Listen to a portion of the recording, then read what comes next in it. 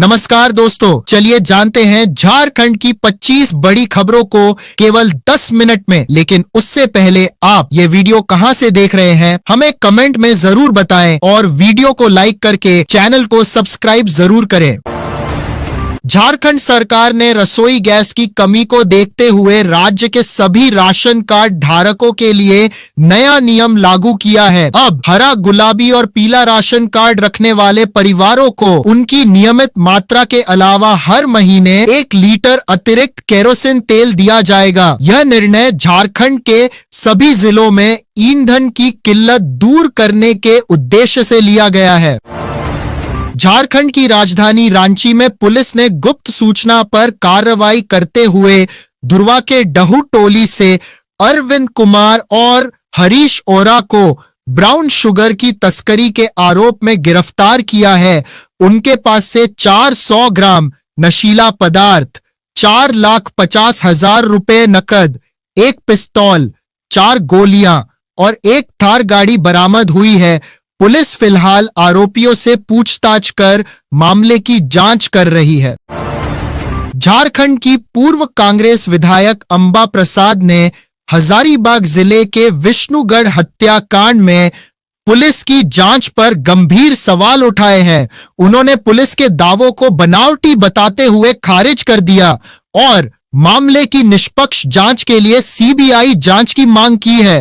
अंबा प्रसाद का कहना है कि पुलिस की कार्रवाई संदिग्ध है, इसलिए सच सामने लाने के लिए केंद्रीय एजेंसी से जांच कराना जरूरी है। झारखंड में रसोई गैस की कमी और कालाबाजारी के कारण लोग अब कोयले और लकड़ी का उपयोग करने को मजबूर हैं।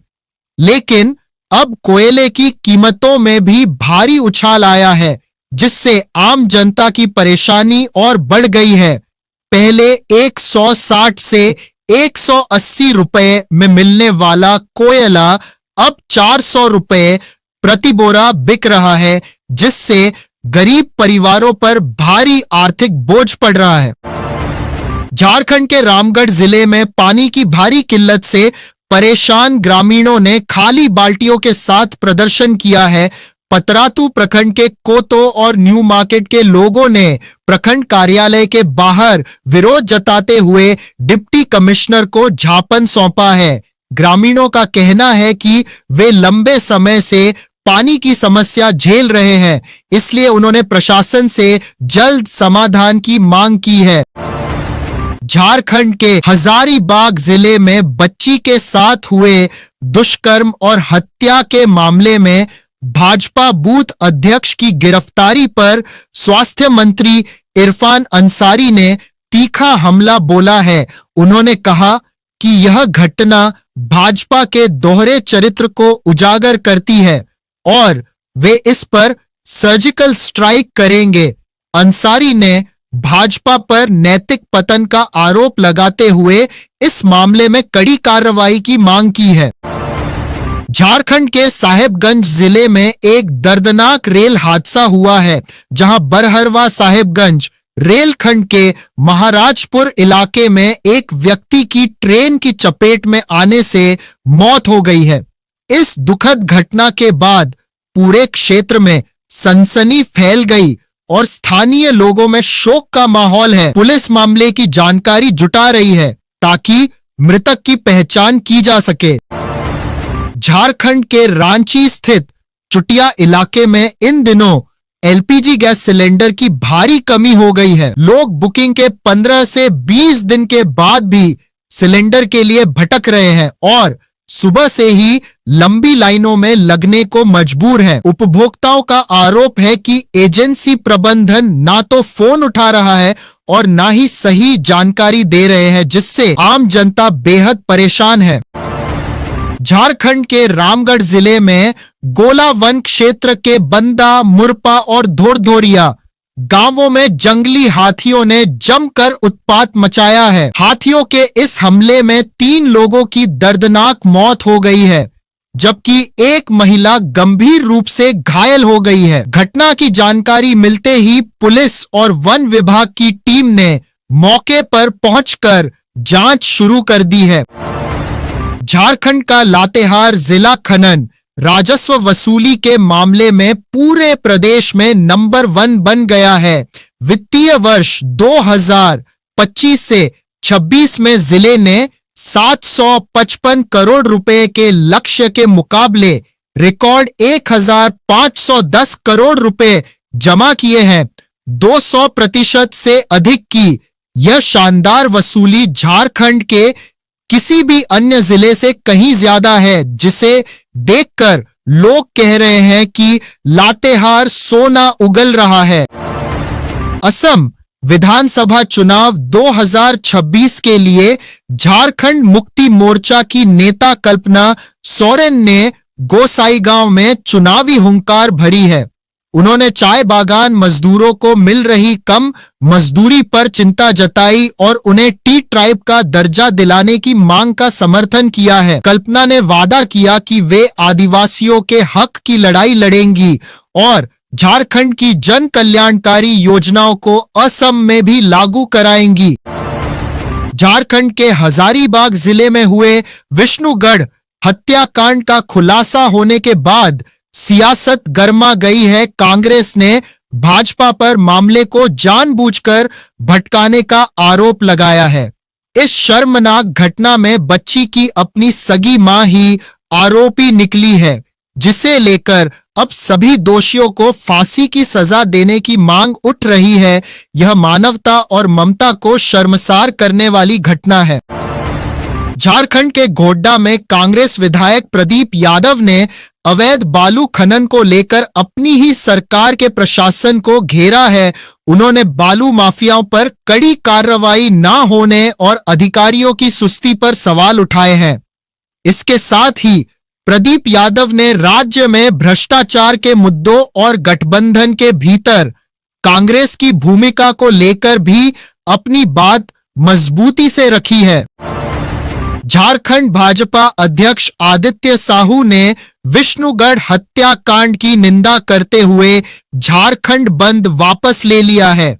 उन्होंने आरोपी भीमराम का भाजपा से किसी भी तरह का संबंध होने से साफ इनकार किया है। साहू ने राज्य सरकार पर कानून व्यवस्था में फेल होने और तुष्टीकरण की राजनीति करने का आरोप लगाते हुए इस पूरे मामले की न्यायिक जांच कराने की मांग की है।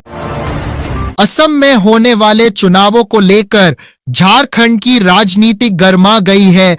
मुख्यमंत्री हेमंत सोरेन और कल्पना सोरेन वहां के चाय बागानों में रहने वाले आदिवासियों को साधने में जुटे हैं, तो वहीं भाजपा ने उनके जवाब में नेता बाबूलाल मरांडी को मोर्चे पर उतारा है। झारखंड के इन दिग्गज नेताओं के लिए अब असम का चुनाव प्रतिष्ठा का सवाल बन गया है, जिसका असर गठबंधन पर भी दिख रहा है। झारखंड के चतरा जिले में सरकारी स्कूल के बच्चों की ड्रेस को लेकर एक बड़ा घोटाला सामने आया है। यहां पहली और दूसरी कक्षा के करीब 22,000 बच्चों को अब तक स्कूल यूनिफॉर्म नहीं मिली है, जबकि विभाग ने वेंडरों को 1,94,00,000 रुपए का पूरा भुगतान पहले ही कर दिया है। कुल 32,427 बच्चों में से अधिकतर बच्चे आज भी अपनी पोशाक का इंतजार कर रहे हैं। झारखंड के खूंटी जिले में सर्वाइकल कैंसर से बचाव के लिए 14 से 15 साल की लड़कियों को मुफ्त HPV टीका लगाया जा रहा है। उपायुक्त आर रोनेटा की देखरेख में 30 मार्च 2026 से शुरू हुआ यह अभियान 3 महीने तक चलेगा। इस राष्ट्रव्यापी कार्यक्रम का मुख्य उद्देश्य किशोरियों को भविष्य में होने वाली गंभीर बीमारियों से सुरक्षित रखना और जिले में स्वास्थ्य जागरूकता बढ़ाना है।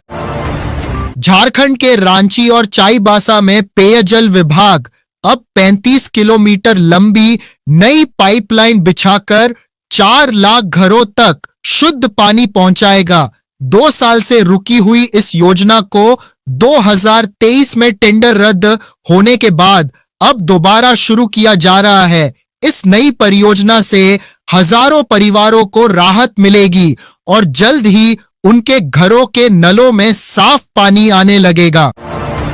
झारखंड के कोडरमा जिले में अब अंचलाधिकारी दवा दुकानों की सघन जांच करेंगे।